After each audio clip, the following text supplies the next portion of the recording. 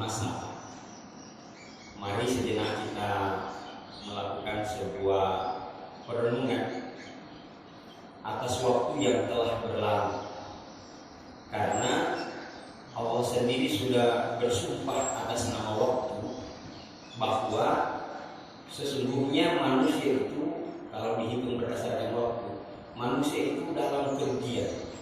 Allah katakan ini dalam surat Al-Asr, innal insana lafi khusr. Jadi ini sudah paten, sudah permanen dalam Al-Quran. Allah sudah katakan kita ini manusia itu merugi kalau dilihat dari segi waktu, merugi. Jadi kalau ini merugi kita hidup, ya. Hatta kita punya penghasilan dalam sebulan itu walau sampai miliaran, Allah bilang rugi. Walau kita punya jabatan ini selevel presiden, atau kalau masih ada lagi yang lebih tinggi di atas presiden, rugi. Ya. Hatta kita ini apa ya?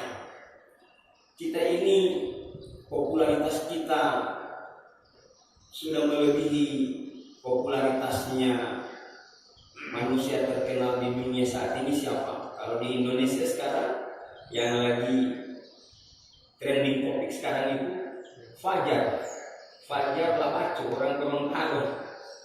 Sekarang Fajar itu semua stasiun televisi, semua media sosial banjir dengan namanya Fajar Labaco, orang Suawa sekarang. Tapi itu pun Al-Quran katakan merugi mau ini kata Al-Quran, rugi orang ini sama ini kata Al-Quran. Baru kan kalau Allah sendiri yang bilang rugi, mau apa lagi? Jadi oleh karena itu mari kita merenung sejenak. Bapak-bapak sekalian, saya sempat menemukan satu bahan renungan bahwa atas waktu yang telah berlalu, ini dia punya kata-kata, atas waktu yang telah berlalu, baik waktu itu dalam satuan tahun, baik waktu itu dalam satuan bulan, baik waktu itu dalam satuan pekan, baik waktu itu dalam satuan hari, baik waktu itu dalam satuan jam, baik waktu itu dalam satuan menit, baik waktu itu dalam satuan detik. Terhadap waktu yang telah berlalu itu hanya ada dua kemungkinan yang terjadi pada diri manusia. Menurut pengamatan saya tidak lebih dari dua itu. Bapak-bapak boleh setuju, boleh tidak. Nah, ini sebatas pengamatan, penghayatan, perenungan saya. Japolah ini coba didalam. Utumor itu batangan tuau, pemimpi waktu itu malo paluso. Saya mohon maaf ini yang tidak tahu bahasa Gorontalo. Saya sudah tinggal di Gorontalo. Terhadap waktu yang berlalu hanya ada dua kemungkinan yang akan terjadi pada diri kita, pada diri setiap hamba. Apa itu? Yang pertama, atas waktu yang telah berlalu, kemungkinan pertama yang terjadi adalah bertambahnya amal.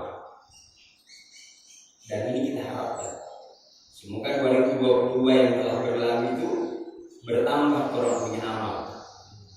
Amin. Dan mari kita melakukan renungan, evaluasi, muhasabah. Apakah benar seperti itu?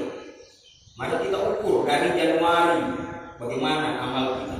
Januari tahun lalu, 2022, Februari, Maret, April, sampai Desember kemarin. Karena ingatan kita masih segar, 1 tahun itu terasa taruh seperti kemarin, ya. 12 bulan itu cepat, tidak terasa. Yang dapat rasa itu yang di dalam lapas. Kalau orang di luar sana, 1 tahun itu rasa-rasanya kurang-kurang. Tapi kalau teman-teman di sini, 1 hari itu seperti 100 hari. Tapi jalani insya Allah Bapak ya. Yang penting kita sehat-sehat ya. Daripada orang di luar sana keluar masuk rumah sakit. Oh, di sini kan sehat-sehat. Kapan datang waktu makan, betul kan? Kapan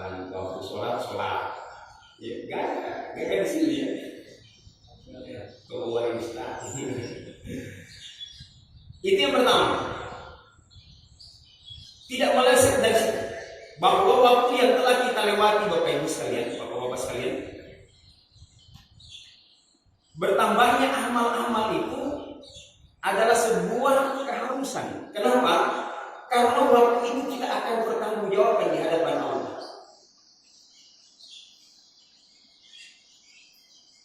Al-Quran mengatakan,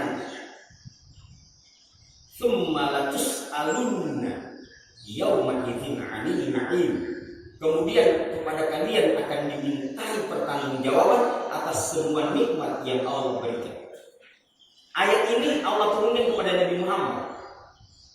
Dan Nabi Muhammad itu gaya hidup beliau. Kalau ada orang miskin di zaman sekarang, Nabi Muhammad lebih miskin dari dia. Dalam sejarah itu Nabi Muhammad dicatatkan hanya ada 2 potong baju beliau. Hanya ada 2 pakaian. Kita orang di rumah berapa pakaian? Nabi Muhammad itu tempat tidurnya di atas pelepah kurma, bukan di karpet. Saudara kalau karpet, sehingga ketika beliau hendak pergi untuk sholat itu selalu ada bekas-bekas anyaman pelepah kurma di pipi atau di pundak beliau. Ini selevel Nabi. Tapi ternyata kepada orang yang begitu kehidupannya sangat-sangat sederhana, sangat-sangat miskin, toh asik juga Allah katakan, aku akan pertanyakan nikmat. Apalagi dengan orang yang banyak nikmat. Ya, Nabi Muhammad sering mengganjal perut beliau dengan kerikil untuk mensiasati kondisi lapar. Pernahkah kita melakukan itu?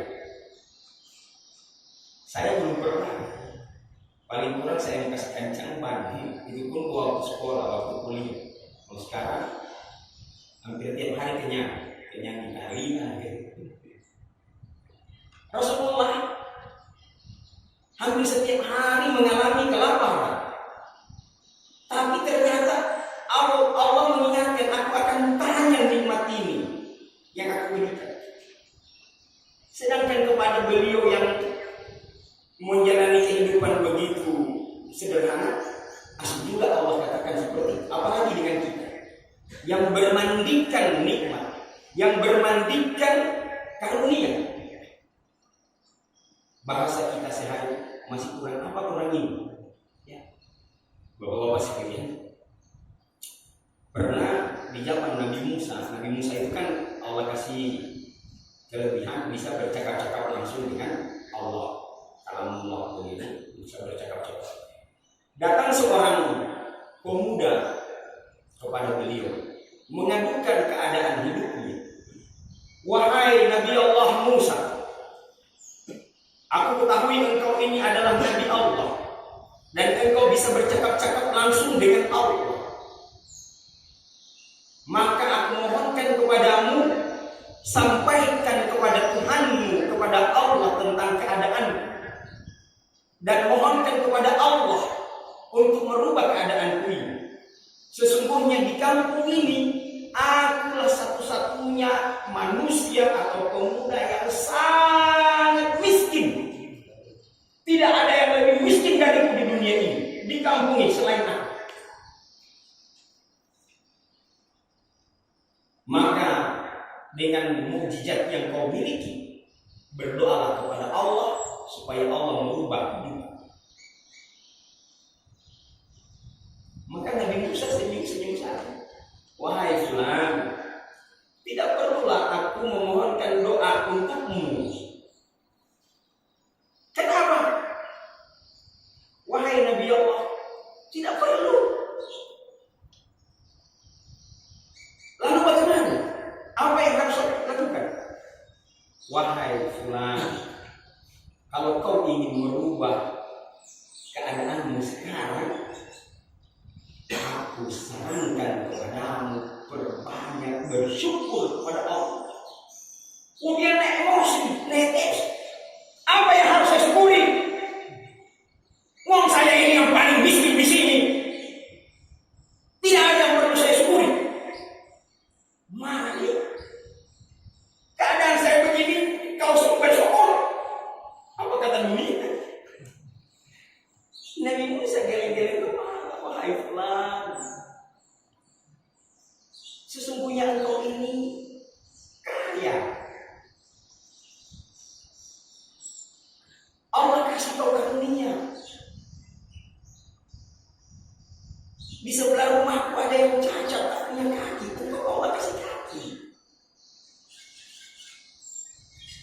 Jika engkau tebus harga kaki itu bisa mencapai harga yang sangat tinggi. Coba sekarang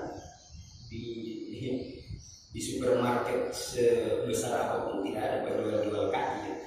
Kalaupun ada kaki palsu itu pun harganya itu yang kita biasakan di bapak-bapak. Kalau kita mau jujur, diri kita ini mahal. Orang Gorontalo bilang begini, batanga bila pilomia. Diri kita ini kita tidak modali.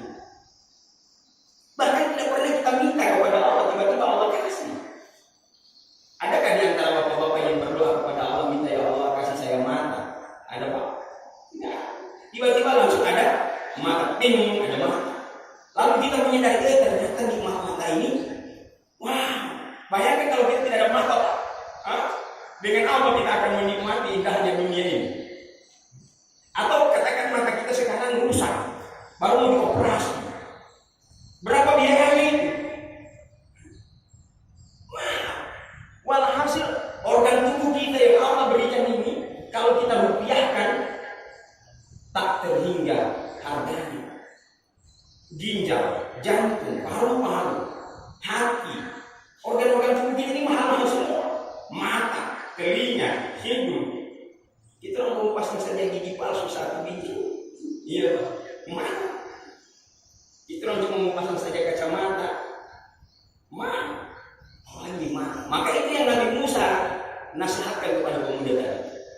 Kau akan berubah hidupmu dengan syarat kau masih bersyukur. Oh, dia tidak terima, dia marahi. Kalau begini tidak ada gunanya aku datang kepadamu. Lebih baik aku pulang. Dan dia pulang. Keesokan harinya ternyata datang lagi seorang pemuda yang lain. Ini yang lebih lucu lagi. Dia mengadukan, wahai Nabi Allah Musa, aku ada satu masalah besar dalam hidupku itu. Apa itu wahai saudara? Tolong mintakan kepada Allah. Dia katakan begini, di kampung ini aku adalah pemuda yang kaya raya. Dan dengan kekayaanku ini, dengan hartaku ini harta yang aku miliki sekarang sering membuat aku lalai dari Allah. Sering membuat aku sibuk dan aku melewatkan kesempatan beribadah. Gara-gara ini harta saya sering masbuk. Gara-gara ini harta saya sering tak lewat baca Quran. Maka minta kepada Allah, wahai Nabiullah Musa, supaya menarik semua karunia ini. Supaya aku lebih khusyuk, fokus beribadah kepada Allah Tuhanku. Aku khawatir harta ini justru akan menyeret aku ke neraka. Jadi orang kaya minta untuk dimiskinkan. Nabi Musa lagi berkerut dahinya. Aneh. Yang kemarin orang miskin minta kaya. Sekarang ada yang kaya minta miskin. Akhirnya Nabi Musa menjawab dengan jawaban terbalik lagi. Kalau kau ingin Allah miskinkan, tidak perlu aku berdoa kepada Allah. Cukuplah engkau melakukan satu hal. Apa itu Nabi Musa? Ingkarilah karunia Allah. Jangan bersyukur. Bermaksiatlah. Kufurlah engkau. Pasti Allah akan bangkitkan kau punya. Apa dia bilang? Bagaimana mungkin aku kufur kepada Tuhanku yang telah memberi aku jasad ini? Bagaimana mungkin aku bermaksiat kepada Allah? Aku bermaksiat dengan organ tubuh yang Allah kasih. Tangan ini Allah kasih. Tidak mungkin aku bermaksiat dengan tangan ini. Tidak mungkin aku bermaksiat dengan mata ini. Tidak mungkin aku bermaksiat dengan organ tubuh ini. Karena ini semua pemberian Allah. Nabi Musa, kalau bagi ente seumur hidup tidak mau jadi miskin, kayak terus ente, tambah pusing dia Pak. Dan dia pun pulang dengan kekecewaan. Hari berganti hari, yang miskin tadi semakin miskin dan yang kaya tadi semakin kaya. Cuma satu itu dia disuruh bersyukur. Yang satu disuruh bersyukur, yang satu dia tidak disuruh bersyukur. Karena cuma itu dia punya kunci Pak ini. Berbanyak syukur.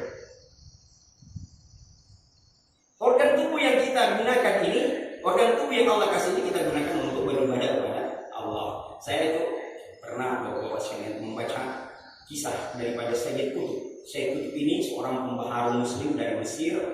Beliau penerus Hasan al-Banna. Beliau menjadi pimpinan Ikhwanul Muslimin pada zaman itu. Kemudian beliau dipenjara oleh rezim pada saat itu. Kemudian beliau akan diberikan hukuman gantung mati. 15 menit sebelum eksekusi gantung itu akan dilakukan, diperintahkan oleh Presiden Mesir, kalau orang sini Kalapas, diperintahkan kepada Kalapas, datangi itu Said Qutb, suruh tanda tangan ini surat pernyataan. Apa isi surat pernyataan itu, Bapak Ibu? Tulisannya yang bertanda di bawah ini nama Said Qutb dengan ini menyatakan bahwa saya benar-benar bersalah dan saya meminta maaf atas kesalahan saya. Dan itu didatangi. Wahai Said Qutb, cukup kau tanda tangan ini surat, kau tidak jadi digantung. Kau akan dibebaskan. Kau akan dimaafkan kesalahanmu, kau akan dibebaskan, tidak jadi gantung. Apa kata Said Qutb dari balik jeruji, dari balik penjara? Demi Allah, saya katakan kepada kalian, jari jemariku yang aku gunakan bertasahud setiap hari tidak akan aku kotori untuk menandatangani surat pernyataan ini. Hatta aku digantung sekalipun, aku tidak takut. Bahkan aku merindukan tiang gantungan ini. Merinding, Pak. Semua sipir-sipir itu, penjaga lapas itu, bersyahadat masuk Islam jadi pengikutnya Said Qutb, dan mereka berlinang air mata ketika Said Qutb digantung mati. Cuma untuk dia suka diminta tanda tangan saja. Kalau orang kira-kira bagaimana itu? Tanda tangan dulu, nanti urusan belakangan. Yang penting bebas dulu. Tapi Said Qutb katakan dalam pernyataan, jari jemari ini saya gunakan bertasyahud setiap hari. Asyhadu alla ilaha illallah. Saya tidak akan kotori jari-jari saya ini dengan menandatangani surat. Dan itu dicatat dalam sejarah. Nanti bapak-bapak boleh lihat bukunya Said Qutb, mati di tiang gantungan. Ulama besar beliau selama di penjara itu menulis kitab Fi Zilalil Quran, kitab tafsir Fi Zilalil Quran. Sekarang karya beliau dibaca. Dan banyak ulama-ulama kita mati di tiang gantungan. Tapi insya Allah tidak begitu saya. Luar biasa. Apa pelajaran ini yang dapat kita petik, bahwa begitu banyak karunia Allah yang Allah berikan kepada kita. Atas waktu yang berlalu, maka mari kita pastikan waktu berlalu itu selalu beriringan dengan amal. Itu kemungkinan pertama. Kemungkinan kedua, waktu yang telah berlalu itu menumpuknya dosa. Nah, ini yang parah. Jangan sampai sepanjang tahun kemarin, dari Januari sampai Desember 2022, yang terjadi pada diri kita justru menumpuknya dosa. Astagfirullah. Padahal kita ini dari hari ke hari semakin dekat dengan kubur. Ada pantun ditulis anak saya, bahasa Gorontalo. Saya tersentuh dengan pantunnya dalam bahasa Gorontalo. Anak saya tulis gitu. Ma inilangi umuru, mahemembidu ode kuburu, amali di foto aku, boru sama bos mampu. Saya bilang ini anak ini luar biasa ya. Umur semakin berkurang, sedangkan ajal kematian semakin dekat. Adapun amal belum tertata rapi, justru dosa yang semakin bertambah dari hari ke hari. Kurang lebih begitu di hati itu. Bapak-bapak yang tidak tahu bahasa Gorontalo, saya tahu. Itu ditulis oleh anak saya. Nasihat bagi saya. 2023 ini kan banyak misteri. Kita tidak tahu kan? Tidak tahu apa yang terjadi sebentar malam, apa yang terjadi besok, apa yang terjadi bulan Februari, apa yang terjadi di tahun ini, kita tidak tahu. Walhasil umur jatah hidup kita semakin berkurang. Lalu mengapa justru dosa yang kita tambah? Harusnya semakin berkurang jatah umur, semakin berkurang dosa. Sehingga begitu datang hari kematian kita sudah berada pada posisi yang bersih. Ya. sudah berada pada posisi yang baik-baik saja. Sehingga begitu datang jadwal kematian kita menyambut kedatangan Malikul Maut dengan ungkapan ahlan wa sahlan, selamat. Saya siap menghadap, ya. Saya kasih cuci bagus-bagus ini, ya. Saya siap pulang menghadap bos, menghadap Allah, ya, sudah siap. Kenapa? Karena kita ini Allah kirim dalam keadaan bersih. Kita ini Allah kirim dalam keadaan tak berdosa, suci kita ini. Maka idealnya ketika kita akan kembali kepada Allah harus juga dalam keadaan bersih. Makanya disediakan sholat 5 waktu untuk membersihkan dosa-dosa kecil. Disediakan sholat Jumat, disediakan puasa, disediakan zakat. Itu yang Allah katakan di dalam surat Al-Kautsar. Inna a'toina kal-kautsar.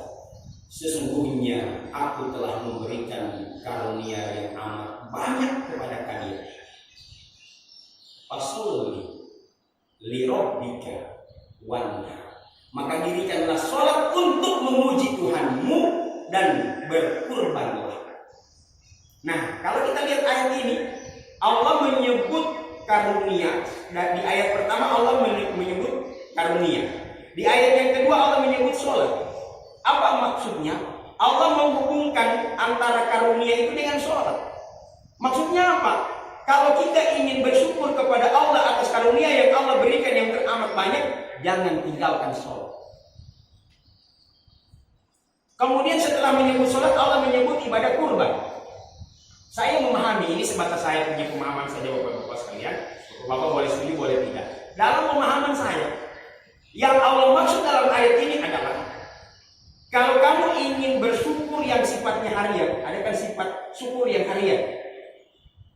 Wujud syukur harian itu adalah sholat. Karena dia 5 waktu hari-hari. Jadi setiap hari kita bersyukur lewat sholat. Kemudian ada yang kedua, syukur dalam jangka waktu tahunan. Syukur tahunan, yaitu kurban. Kan kurban ini setahun sekali. Jadi kalau kita ingin bersyukur setiap hari, sholat. Dia punya perwujudan sholat. Kemudian wujud syukur kita setiap tahun, yaitu kurban. Kurang lebih begitu pemahamannya. Tapi yang paling utama di situ yang Allah sebutkan di awal ayat itu tentang fasholli, dirikan sholat, li rabbika, untuk Tuhanmu yang telah memberi karunia yang banyak itu. Maka benarlah apa yang dilakukan oleh Rasulullah ketika beliau keperdok, ya. Tiba-tiba Siti Aisyah itu kaget, Bapak-bapak sekalian, mendapati Rasulullah sholat sepanjang malam sampai beliau punya kaki bengkak-bengkak. Itu kan sekarang bangka-bangka bibir bicara sholat, dia mau jadi musuh. Rasulullah sampai bangka-bangka di kaki sholat.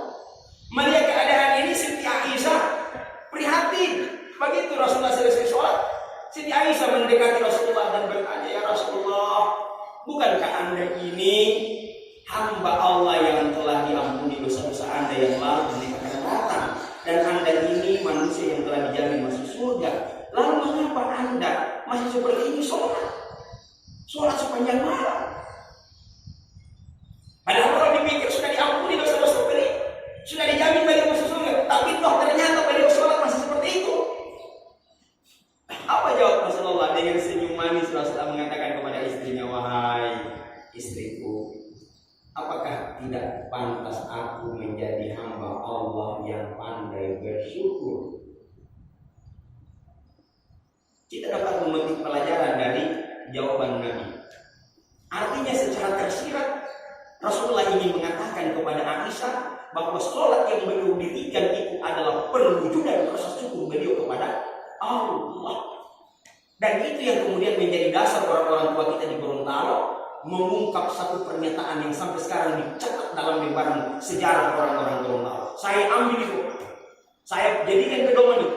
Apa nasihat orang-orang tua kita? Tabiya itu syukuru lobatan. Itu orang tua di Gorontalo ini. Sholat itu adalah perwujudan syukur atas jasad kita yang kita tidak modal. Dan tiba-tiba Allah kasih kaki, Allah kasih mata, Maka untuk mensyukuri organ tubuh, jasad yang kita tidak modali ini, mensyukur batang bila bilhamnya lebih tadinya. Sholat. Jadi barang siapa yang ingin betul-betul berterima kasih, yang ingin betul-betul bersyukur kepada Allah atas karunia yang Allah berikan ini, jangan pernah tinggalkan sholat 5 waktu. Dan ini momen yang paling bagus. 2023 baru 5 hari, ya toh? 5 hari ini berarti baru 35 waktu. Baru 25 waktu ya. Kalau 5 hari kali 5 kan berarti baru 25 waktu yang berlalu. 25 dengan tadi ini asal. Berarti targetnya dalam setahun berapa waktu ya? Saya belum hitung. Nanti tolong hitung. 5 waktu kali berapa hari dalam setahun? 365. Nah, nanti tolong dicatat di kalkulator berapa waktu itu. Itu target kita. Mumpung masih di awal tahun, bikin sebuah pernyataan, sebuah niat. Ya Allah, sesungguhnya aku berniat tahun ini untuk menjaga sholat 5 waktu saya. Beri saya kekuatan ya Allah. Itu sudah Allah catat pahala itu Pak. Ya, sudah ada niat kita dalam tahun ini untuk menjaga sholat 5 waktu. Misalnya baru bulan Juni kita langsung mati. Tidak minta, tapi insya Allah umur panjang ya. Amin. Saya agak ngeri-ngeri kalau bicara mati gitu ya. Karena 2022 saya hampir game over. Ya. Tolong Bapak doakan kawan ya, kami mendoakan. Ya, amin. Insya Allah. Kan kita hanya bisa berdoa. Semua di tangan Allah. Kita tidak tahu entah Bapak yang duluan atau saya belakangan, atau sebaliknya saya belakangan, Bapak yang duluan.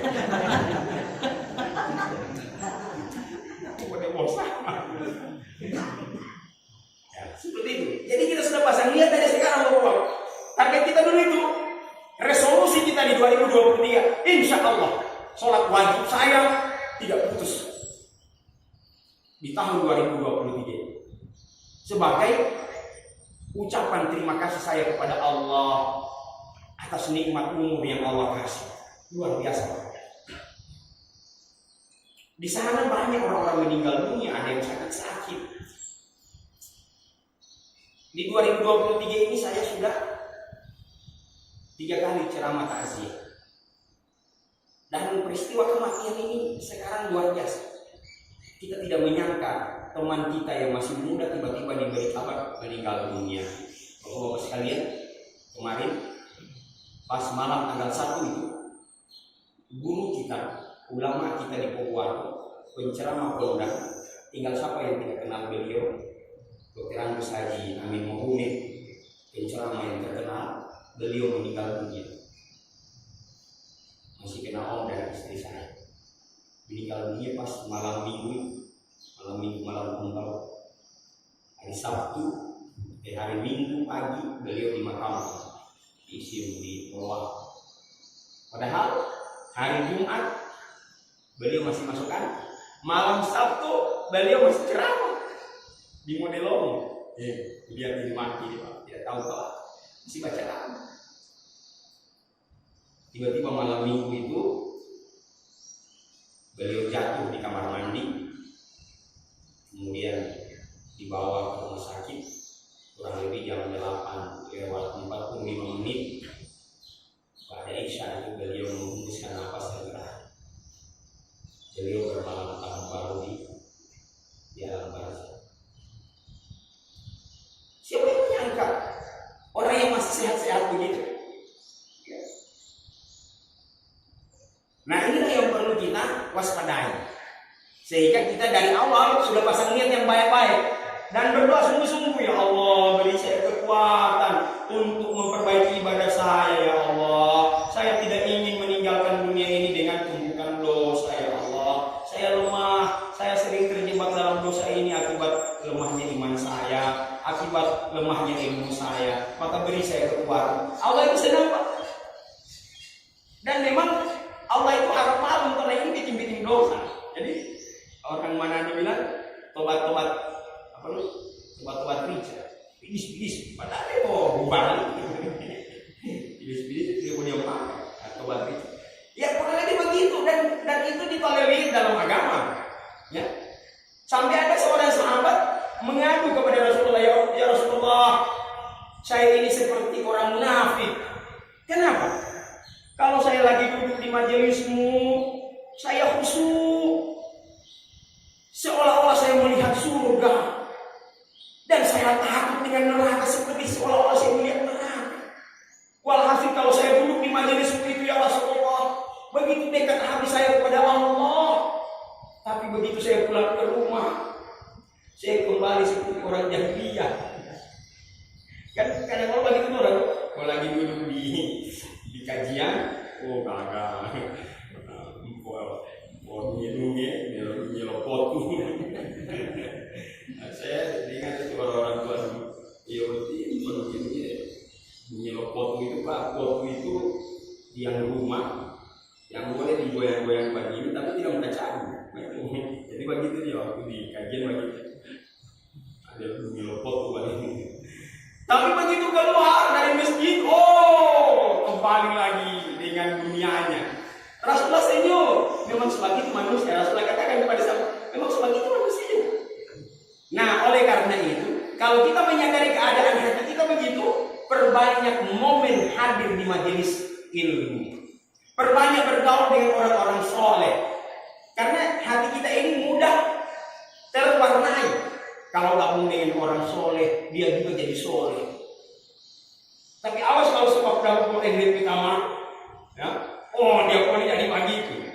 Sehingga saya punya guru dulu itu bilang, kita orang manusia di akhir zaman ini seperti lalat. Seperti lalat. Tahu bapak-bapak lalat?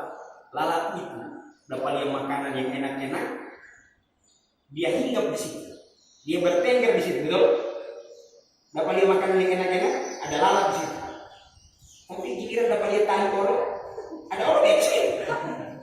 Jadi lalat itu begitu. Di makanan yang enak ada, di bawah bulu sapi ada. Kurang lebih begitu orang ini. Dapat dia, tapi akar, oh hati, dia jadi panitia.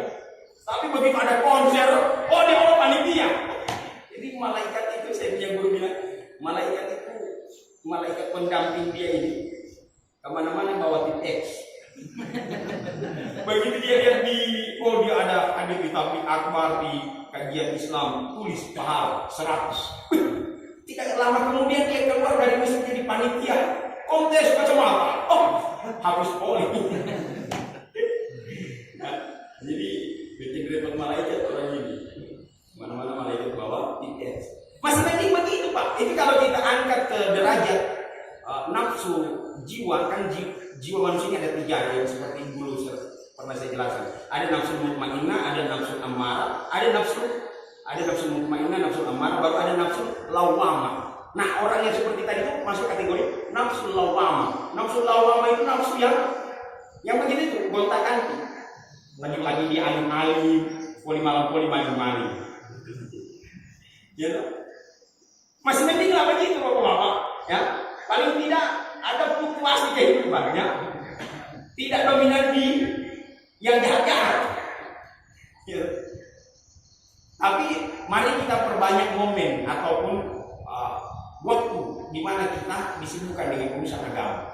Kita sibuk dengan sholat, kita sibuk dengan baca Quran.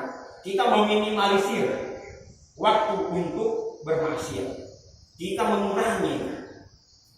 Karena memang dalam diri kita ini Allah sudah tanamkan itu. Fa'alhamaha fujuraha wa taqwa. Kami ilhamkan kepada manusia itu jalan ketakwaan dan jalan kewaspadaan. Ada faktor jadi tidak menutup kemungkinan orang ini berbuat takwa, tapi juga berbuat fasik. Nah, tapi mari kita perbanyak timbangan kebaikan kita. Ya. Jangan sampai yang justru terjadi timbangan keburukan. Pokoknya di luar dia bermain, di dalam sholat juga bermain. Saya tidak mau tahu kapan dia waktu bermain. Tidak proporsional. Dia tidak menempatkan di tempat yang sewajarnya. Maka ini muhasabah kita, Bapak-bapak sekalian, di awal tahun ini, mari kita pasang niat kuat-kuat. 2023, ya Allah, saya ingin jadi hamba-Mu yang baik, ya Allah. Saya ingin menjaga saya punya ibadah. Apalagi sekarang ini saya tinggal 2 bulan puasa. Ya. Ini sudah Jumadil akhir Pak. Malam ini tanggal 13. Ini 12, malam ini 13 Jumadil Akhir. Setelah Jumadil Akhir, Rajab. Setelah Rajab, Sya'ban, Ramadan, puasa. Insya Allah masih sehat-sehat di sana ya. Kami boleh orang puasa di sini ya. Insya Allah. Nah, maka ini saja yang menjadi renungan kita di awal tahun ini, Bapak sekalian. Semoga Allah kuatkan kita, Allah jaga, Allah lindungi dari berbagai hal yang buruk. Perbanyak berdoa, perbanyak kita memohon kepada Allah untuk hal-hal yang baik. Doakan keluarga kita di rumah, ya. Doakan kita punya anak istri, doakan kita punya usaha. Minta semuanya kepada Allah, karena Allah sendiri yang menyuruh kita berdoa. Ud'uni astajib lakum. Kadang kita ini lebih serius minta kepada manusia, minta kepada Allah, padahal Allah sendiri yang suruh minta. Kita mau diminta kemana? Nanti saya kasih. Nah, ini momen yang sangat bagus di awal tahun. Ya, tidak terasa 2023 sudah di awal bulan ini, dan kita akan menjalaninya lagi dengan penuh rasa syukur kepada Allah atas segala apa yang telah Allah berikan. Wujud syukur kita yaitu dengan sholat 5 waktu, dan kalau nanti kita umur panjang, Bapak-bapak boleh mulai menyisihkan ongkos untuk ibadah kurban kita. Ya, luar biasa kalau kita mampu melakukan ini. Terima kasih atas waktu, dan mumpung ini di awal, saya mohon kita tertibkan daftar hadir ya.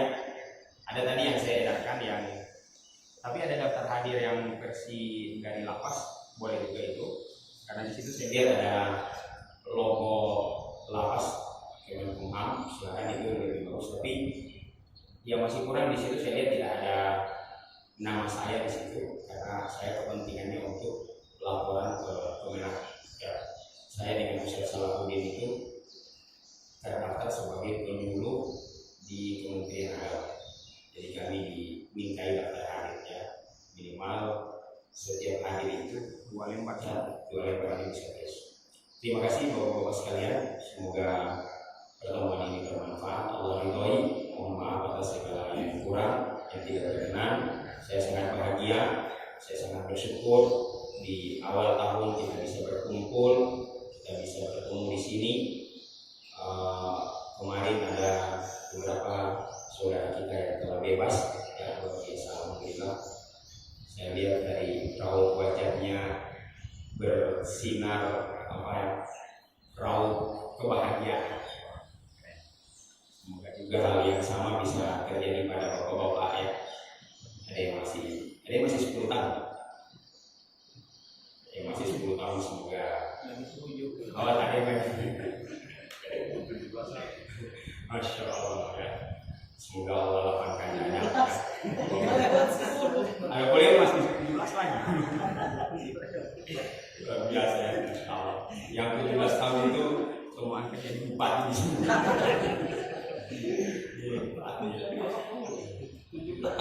Ada plus minusnya, ada positif negatif ya.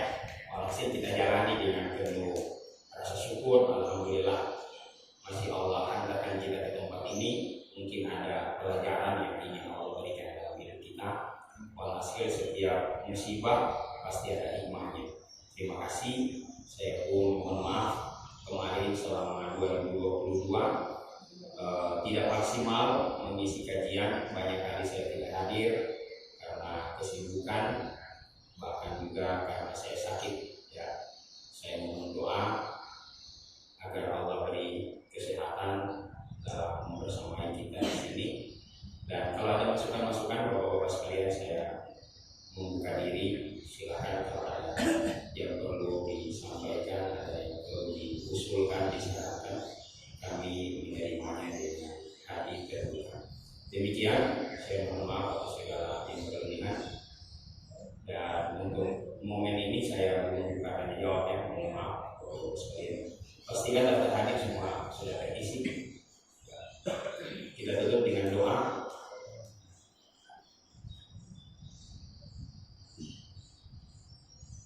Kita awali doa ini dengan surah Al-Fatihah.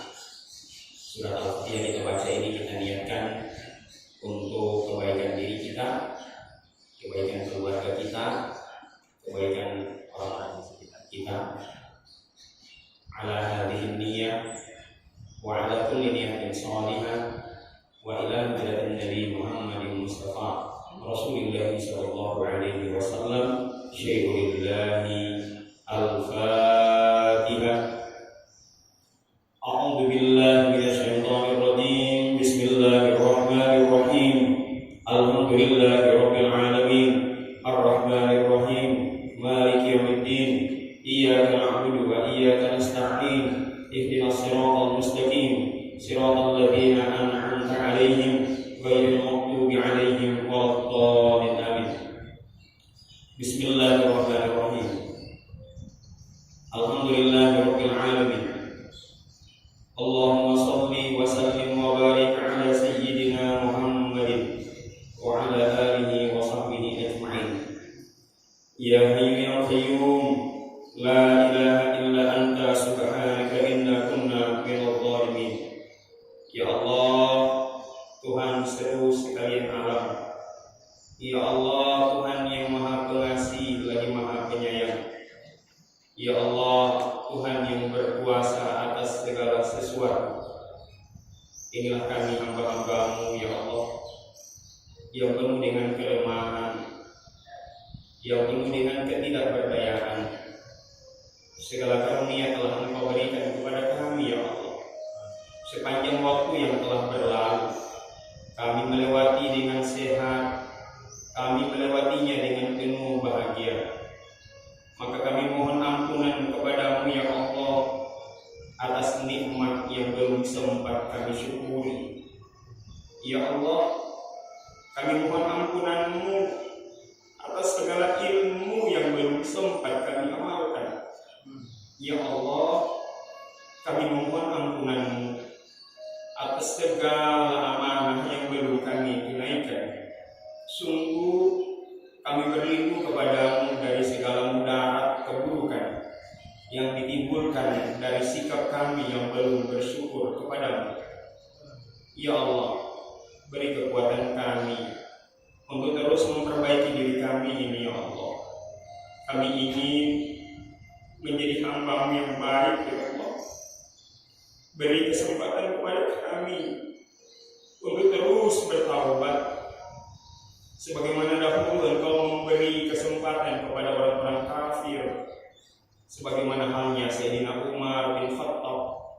Dahulunya beliau kafir, bahkan beliau memusuhi Islam, bahkan kadang beliau ingin membunuh Rasulullah.